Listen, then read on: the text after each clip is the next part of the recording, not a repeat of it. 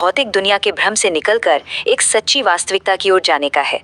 तो बिना समय बर्बाद किए चलिए इस दिलचस्प यात्रा की शुरुआत करते हैं। शुरुआत में ही ये टेक्स्ट एक बहुत ही पावरफुल फाउंडेशन रखता है। स्क्रीन पर दी गई इस लाइन पर जरा गौर कीजिए। ये बेसिकली एक डायरेक्ट डिवाइन कॉल है। भगवान यहाँ सीधे तौर पर याद दिला रहे हैं कि इस भौतिक दुनिया और शरीर के भ्रम से अब जागने का समय आ गया है। यह हमें बताता है कि हमारी असली पहचान ये नश्वर शरीर बिल्कुल नहीं है, बल्कि एक अशरीरी आत्मा है। राइट ऑफ द बैट ये एक बहुत बड़ा पर्सपेक्टिव शिफ्ट है, और इसी शिफ्ट को यहाँ स्पष्ट रूप से दिखाया गया है। इस पूरी आध्यात्मिक यात्रा का सबसे क्रूशियल स्टार्टिंग पॉइंट इन दोनों अवस्थाओं के बीच का ये कॉन्ट्रास्ट है। एक तरफ है देह अभिमान, जहां इंसान लगातार यही सोचता है, मैं ये शरीर हूँ, ये मेरे रिश्ते हैं, और बस इन्हीं बंधनों में उलझा रहता है। और दूसरी तरफ देही अभिमान, ये गहराई से रियलाइज करना कि मैं तो एक शुद्ध अशरीरी आत्मा हूँ। देखने में ये एक छोटा सा थॉट शिफ्ट लग सकता है, लेकिन आध्यात्मिक यात्रा की असली शुरुआत यहीं से होती है।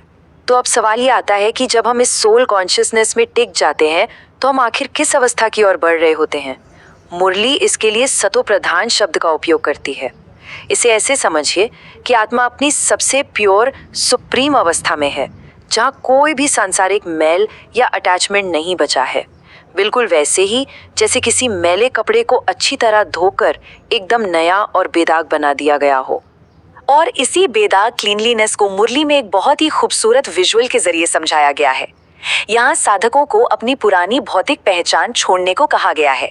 बेसिकली इसका मुख्य लक्ष्य ये है कि हम अपने कैरेक्टर को प्योर कपड़े पहनाएं। ये जो एकदम सफेद सादे कपड़ों का सिंबल है ना, ये कोई बाहरी पहनावा नहीं है। ये हमारे इंटरनल ट्रांसफॉर्मेशन और उस एब्सोल्यूट प्योरिटी को दर्शाता है, जहाँ हमारा ध्यान सिर्फ और सिर्फ उस सुप्रीम सत्ता पर टिक जाता है। अब आप सोच रहे होंगे, अचानक इस प्योरिटी की इतनी अर्जेंसी क्यों है? टेक्स्ट आगे बताता है कि एक बहुत ही ड्रास्टिक विश्व परिवर्तन हमारे सामने खड़ा है।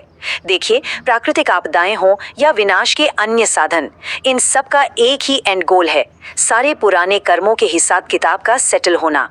ये वो समय है जब हर किसी को, हर एक आत्मा को अपने स्पिरिचुअल होम यानी रूहानी घर वापस लौटना ही है। इस अर्जेंसी को एक्सप्रेस करने के लिए मुरली मॉडर्न शब्दों का बहुत ही ब्रिलियंट तरीके से इस्तेमाल करती है। जैसे यहाँ टाइम बॉम्ब का उदाहरण ही ले लीजिए। टेक्स्ट डायरेक्टली हमें वार्न कर रहा है कि जैसे टाइम बॉम्ब का समय फिक्स होता है और वो अचानक फटता है, वैसे ही इस फिजिकल एग्जिस्टेंस का एंड भी बहुत सडन होगा। ये लिटरली एक वेकअप कॉल है कि इससे पहले टाइम खत्म हो जाए, हमें अपनी स्पिरिचुअल जर्नी को सीरियसली लेना चाहिए। तो ऐसी सिचुएशन में उपाय क्या है? मुरली स्टूडेंट्स को इस मिशन के लिए एक 3 स्टेप अप्रोच देती है।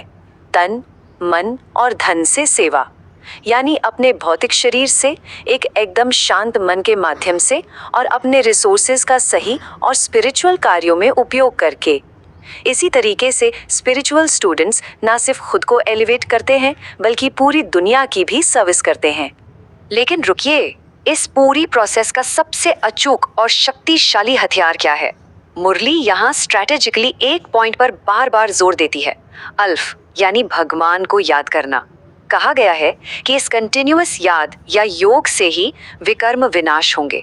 सिंपल शब्दों में कहें तो पास्ट के सारे पाप और नेगेटिव एक्शंस सिर्फ इसी एक कांस्टेंट कनेक्शन से पूरी तरह डिस्ट्रॉय हो सकते हैं। और जब ये सारे कर्मों के हिसाब क्लियर हो जाते हैं, तब आती है कर्मातीत अवस्था। ये एक साधक की सबसे अल्टीमेट स्टेज है। फिजिकल बॉडी छोड़ने से ठीक पहले हर एक कर्म बंधन और शारीरिक आकर्षण से 100% फ्री हो जाना। वर्ल्ड ट्रांसफॉर्मेशन शुरू होने से पहले की ये हमारी एब्सोल्यूट फाइनल प्रिपरेशन है।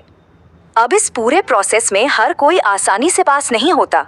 यहाँ 2 क्लियर कैटेगरीज दिखाई गई हैं। एक है कमजोर साधक, जो माया यानी इल्यूजन से बहुत जल्दी घबरा जाते हैं। वो अपना डेली चार्ट लिखते हैं, कोशिश करते हैं पर हार जाते हैं, और दुनियावी हार के कारण उनका चेहरा, जैसा कि टेक्स्ट कहता है, काला हो जाता है।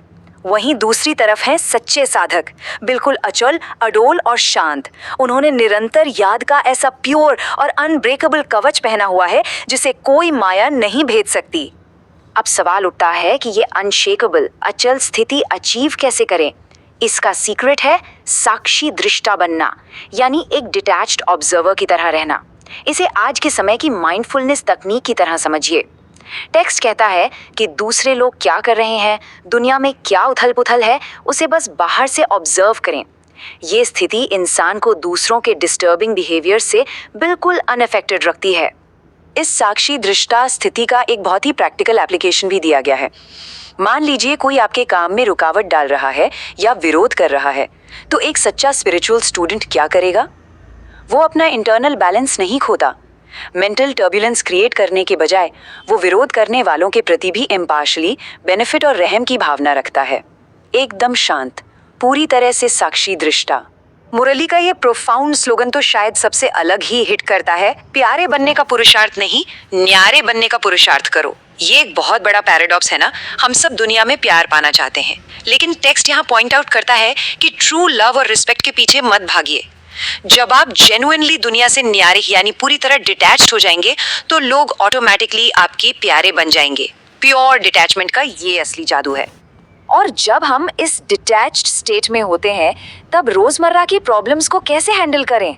यहाँ 3 बहुत ही इंटरेस्टिंग स्टेप्स दिए गए हैं। पहला, ऑलमाइटी को कॉन्स्टेंटली याद रखिए। दूसरा, और ये टर्म बहुत ही अनोखा है, प्रॉब्लम्स का बर्थ कंट्रोल करना। मतलब जैसी कोई प्रॉब्लम शुरू हो, उसे वहीं उसी मोमेंट पर रोक देना, उसे आगे बढ़ने ही न देना। और इस तरह आप ऑटोमेटिकली अपनी एब्सोल्यूट परफेक्शन के और करीब पहुंच जाएंगे। राइट? तो ये सब अचीव करके इसे अप्लाई कहाँ करना है? सबसे पहले, जैसा कि कहा जाता है ना, charity begins at home. Murli clearly direct करती है कि इस प्योर डिटैच्ड स्पिरिचुअल अवेयरनेस को सबसे पहले अपनी फैमिलीज, अपने इमीडिएट आसपास के लोगों में लेकर आइए। आध्यात्मिकता जंगलों में नहीं, बल्कि घर से शुरू होती है। अपने माता पिता के घर और ससुराल दोनों को स्पिरिचुअली अपलिफ्ट करना बहुत ज़रूरी है। अल्टीमेटली ये सारी मेहनत, ये सारे स्पिरिचुअल एफर्ट्स एक बहुत बड़े ट्रांजिशन की तरफ ले जाते हैं। शारीरिक अहंकार यानी रावण, जिसने आज के इस कलयुग को दुख की दुनिया बना दिया है, वहां से एक कंप्लीट शिफ्ट कहाँ? सतयुग यानी गोल्डन एज की तरफ। एक ऐसी एब्सोल्यूट प्योरिटी और पीस की दुनिया जिसे डायरेक्ट परमात्मा द्वारा एस्टैब्लिश किया जा रहा है। तो इस पूरी गहरी चर्चा के अंत में हमारे सामने एक बहुत ही प्रोवोकेटिव सवाल रह जाता है। अगर ये फिजिकल दुनिया सच में बस एक टेम्पररी स्टेज है, तो सोच कर देखिए आज हमें ऐसी कौन कौन सी सांसारिक अटैचमेंट्स को छोड़ना होगा ताकि हम उस प्योर डिटैच्ड आत्मा का रूप ले सकें। आखिर कैसे हम इस देह अभिमान से निकलकर अपने कैरेक्टर को प्योर कपड़े पहनाएं? इस बारे में गहराई से ज़रूर सोचिएगा। इस ज्ञानवर्धक डीप डाइव में हमारे साथ जुड़ने के लिए आपका बहुत बहुत शुक्रिया।